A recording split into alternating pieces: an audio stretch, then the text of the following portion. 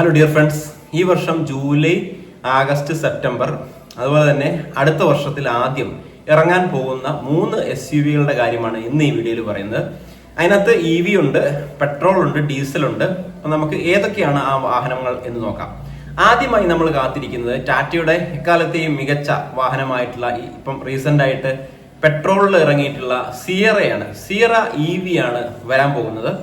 660 kilometre range ആണ് company ഈ കാറിന് പറയുന്നതെങ്കിലും റിയൽ ലൈഫിൽ ഒരു 550 കിലോമീറ്റർ ഒക്കെ കിട്ടും എന്ന് പ്രതീക്ഷിക്കാവുന്നതാണ്. 20 ലക്ഷമാണ് ഓൺ റോഡ് പ്രൈസ് പ്രതീക്ഷിക്കുന്നത്. ഇതിന്റെ സിയറയുടെ പെട്രോൾ കാറുകൾ ഇപ്പോൾ ഏകദേശം ഒരു മാസം 7,500 തൊട്ട് 8,000 വരെ കാറുകൾ ഇപ്പോൾ നിരത്തുകളിൽ ഇറങ്ങുന്നുണ്ട്. അപ്പൊ അങ്ങനെ നോക്കുമ്പോൾ EV കൂടെ വരുവാണെങ്കിൽ ഇതിന്റെ ഒരു സെയില് വളരെയധികം വർദ്ധിക്കാനുള്ള ഒരു സാധ്യതയുണ്ട്. ലോഞ്ച് ടൈം ഏകദേശം ജൂലൈ ലാസ്റ്റ് തൊട്ട് സെപ്റ്റംബറിനുള്ളിൽ എന്തായാലും ഇത് പ്രതീക്ഷിക്കാവുന്നതാണ്. 65 കിലോ വാട്ട്സിന്റെ ബാറ്ററി അല്ലെങ്കിൽ 75 കിലോ വാട്ട്സിന്റെ ബാറ്ററി ആണ് ഉദ്ദേശിക്കുന്നത്. ഇതിന് മെയിൻ ആയിട്ടുള്ള എതിരാളികളായിട്ട് വന്നിരിക്കുന്നത് Hyundai Creta EV, Maruti Vitara, അതുപോലെ മഹേന്ദ്ര BE6 തുടങ്ങിയവയാണ്. ഇതിന് ഒരു പ്രീമിയം ഇലക്ട്രിക് കാർ SUV ആയിട്ടാണ് ടാറ്റ ഇറക്കുന്നത്.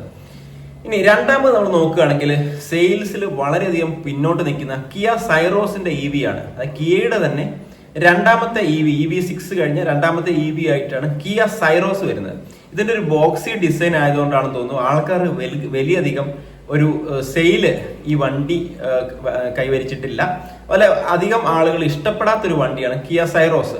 അതിന് ഏകദേശം കഴിഞ്ഞ മാസങ്ങളിലൊക്കെ 600 വാഹനങ്ങളൊക്കെയാണ് പെട്രോളിന്റെ ആയിട്ട് വിറ്റ് വന്നിരുന്നത്. ഇത് vehicle to vehicle charging option Kia കൊടുത്തിട്ടുണ്ട്. അതായത് ഒരു വാഹനത്തിൽ നിന്നും മറ്റൊരു വാഹനത്തിലേക്ക് ചാർജ് ചെയ്യാം എന്നുള്ള ഒരു ഓപ്ഷൻ കമ്പനി ഇവിടെ പറയുന്നുണ്ട്. 500 കിലോമീറ്റർ ആണ് റേഞ്ച് പറയുന്നത്. ഏകദേശം ഒരു 420-430 എന്തായാലും ഈ വാഹനത്തിന് റേഞ്ച് പ്രതീക്ഷിക്കാം. 16 ലക്ഷമാണ് ഇതിന് ഓൺ റോഡ് പ്രൈസ് പ്രതീക്ഷിക്കുന്നത്. അപ്പൊ ഈ വാഹനത്തിന്റെ ഹൈലൈറ്റ്സ് എന്ന് പറഞ്ഞാൽ കിയയുടെ EV എന്നുള്ളത് തന്നെയാണ്. അതുപോലെ തന്നെ കോമ്പാക്ട് ഇലക്ട്രിക് SUV ആണ്. ടാറ്റയുടെ നെക്സോൺ, മഹേന്ദ്രയുടെ XUV 300 EV തുടങ്ങിയവയ്ക്ക് ആയിരിക്കും ഇതുമായിട്ട് കിടപിടിക്കാൻ പോകുന്നത്. ഈ വർഷം ഡിസംബറോട് കൂടിയൊക്കെയാണ് ഇത് പ്രതീക്ഷിക്കുന്നത്. ഇത് ഇന്ത്യയിൽ തന്നെ ലോക്കലി മാനുഫാക്ചർഡ് വണ്ടിയാകാനാണ് സാധ്യത. അടുത്ത വാഹനം പറയുന്നത് മൂന്നാമത്തെ ഫുൾ സൈസ് SUV-യിലെ ലെജൻഡ് എന്ന് ഇന്ത്യയിൽ അറിയപ്പെടുന്ന ഫോർച്യൂണർ തന്നെയാണ്. ഫോർച്യൂണറിന്റെ ഒരു കംപ്ലീറ്റ് ആയിട്ടുള്ള ഒരു പുതിയ വേർഷൻ ആണ് പ്രതീക്ഷിക്കുന്നത്. സെഗ്മെന്റ് കിങ് എന്നാണ് അറിയപ്പെടുന്നത്. ഇതിന് 3R നമുക്ക് പറയാം. റോഡ് പ്രസൻസ്, ഇതിന്റെ ഒരു അപാരമായിട്ടുള്ള റോഡ് പ്രസൻസ്, റിലയബിലിറ്റി, അതുപോലെ എഞ്ചിൻ റിലയബിലിറ്റി, അതുപോലെ റീസെയിൽ വാല്യൂ, ഈ 3R തന്നെയാണ് ഇതിന് വളരെയധികം മികച്ച ജനപ്രീതി നേടിയിരിക്കുന്നത്. ഇത് ഏകദേശം 45 ലക്ഷം ബേസ് മോഡലിന് പ്രതീക്ഷിക്കുന്നു. ഒരു 60 ലക്ഷം 65 ലക്ഷം വരെ ടോപ്പ് എൻഡിന് പ്രതീക്ഷിക്കുന്നുണ്ട്. ഇതിന്റെ ഡീസൽ വണ്ടികൾ ഇപ്പോൾ 2,500 വെഹിക്കിൾ ഇപ്പോൾ തന്നെ വിറ്റ് പോകുന്നുണ്ട്. അപ്പൊ ഇത് തീർച്ചയായിട്ടും ഇന്ത്യയിൽ വളരെയധികം വിറ്റ് പോകാനുള്ള സാധ്യതയുണ്ട്. ഈ വർഷം അവസാനത്തോടെ ആണ് ഈ വാഹനം പ്രതീക്ഷിക്കുന്നത്. ഇത് പിന്നെ 2.7 പെട്രോൾ എഞ്ചിനിലും 2.8 ഡീസൽ എഞ്ചിനിലുമാണ് ഇത് എന്തായാലും പ്രതീക്ഷിക്കുന്നത്. ഡീസൽ എഞ്ചിനിൽ എന്തായാലും നമുക്കൊരു 10, 12, 14 വരെയൊക്കെ മൈലേജ് പ്രതീക്ഷിക്കാം. പെട്രോൾ എഞ്ചിനിലുള്ള മൈലേജ് സിംഗിൾ ഡിജിറ്റിലേക്ക് പോകാനും സാധ്യതയുണ്ട്.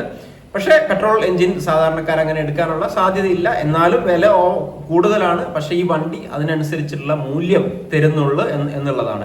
ഇതിന്റെ റിവൽ എന്ന് നോക്കുകയാണെങ്കിൽ പ്രധാനമായിട്ടും ഫോർഡ് എൻഡവർ ആണ് ഇപ്പൊ നമുക്ക് ഇന്ത്യയിൽ അവൈലബിൾ അല്ല. അതുപോലെ MG ഗ്ലോസ്റ്റർ തുടങ്ങിയവയൊക്കെയാണ് ഈ വാഹനവുമായിട്ട് കിടപിടിക്കുന്നത്. ഇത് 3 വാഹനങ്ങൾ, ഇപ്പൊ പറഞ്ഞ 3 വാഹനങ്ങളും 5 സ്റ്റാർ റേറ്റിംഗ് ഉള്ള സേഫ്റ്റി വളരെയധികം മികച്ച വാഹനങ്ങളാണ്. അപ്പൊ ഏത് വാഹനങ്ങളാണെങ്കിലും എടുക്കാവുന്നതാണ്. എല്ലാ വാഹനങ്ങളും ഒരു 16 ലക്ഷത്തിന് മുകളിലേക്കാണ് പ്രതീക്ഷിക്കുന്നത്. നമ്മുടെ സിയറി ആണെങ്കിൽ ഒരു 20 ലാക്സ് പ്രതീക്ഷിക്കുന്നുണ്ട്. കിയ സൈറോസ് ഇനി കൂടുതൽ മികച്ച വിൽപ്പന നേടും എന്ന് പ്രതീക്ഷിക്കാം. കാരണം അതിന്റെ EV ഇറങ്ങുകയാണ്. ഈ ഡിസൈൻ ഒന്ന് കുറച്ച് മാറ്റങ്ങൾ വരുത്തുകയാണെങ്കിൽ സൈറോസ് കുറച്ചും കൂടെ വിറ്റ് പോകാനുള്ള സാധ്യത വളരെ കൂടുതലാണ്. മികച്ചൊരു വാഹനം തന്നെയാണ്, പക്ഷേ ഇതിന്റെ ഒരു ഡിസൈൻ ആളുകൾക്ക് വല്ലാണ്ട് ഇഷ്ടപ്പെടുന്നില്ല. പിന്നെ ഫോർച്യൂണർ അതിൻ്റെതായിട്ടുള്ള ഒരു ബയേഴ്സ് ഉണ്ട്. അവർ തീർച്ചയായിട്ടും ആ വാഹനം എന്തായാലും മേടിച്ചിരിക്കും. ഇപ്പൊ സെക്കൻഡ് ഹാൻഡ് മാർക്കറ്റിലൊക്കെ ആണെങ്കിലും ഡൽഹിയിൽ നിന്ന് വരുന്ന വാഹനമൊക്കെ എത്ര വില കൊടുത്ത് മേടിക്കാൻ ആളുകളുണ്ട്.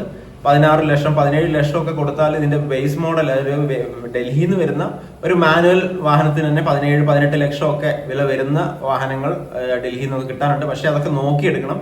പലപ്പോഴും അത് ആക്സിഡന്റ് ഒക്കെ ആയിട്ട് ഒരുപാട് ഡാമേജുകളുള്ള വാഹനമാണ്. പലരും പെട്ടിട്ടുണ്ട്. അപ്പൊ നിങ്ങൾ സെക്കൻഡ് ഹാൻഡ് വാഹനം എടുക്കുമ്പോൾ ശ്രദ്ധിച്ച് ഇതിനെപ്പറ്റി അറിയുന്ന ഒരാളെ കൂടെ കൊണ്ടുപോയിട്ട് മാത്രം വാഹനം എടുക്കുക. സിയറ എന്തായാലും ഒരു വർത്ത് ബൈയിങ് ആയിരിക്കും, കാരണം അതിന്റെ ആ ഒരു മികച്ച EV-യിൽ നിങ്ങൾക്ക് പ്രതീക്ഷിക്കാം. സോ ഇത്രയുള്ള വീഡിയോ. തീർച്ചയായിട്ടും മറ്റു കൂട്ടുകാരെ ഷെയർ ചെയ്യാം. നമ്മുടെ ചാനൽ ഒന്ന് സബ്സ്ക്രൈബ് ചെയ്ത് ബെല്ലൈക്കൻ കൂടെ എനേബിൾ ചെയ്ത് വെക്കുക. All the best.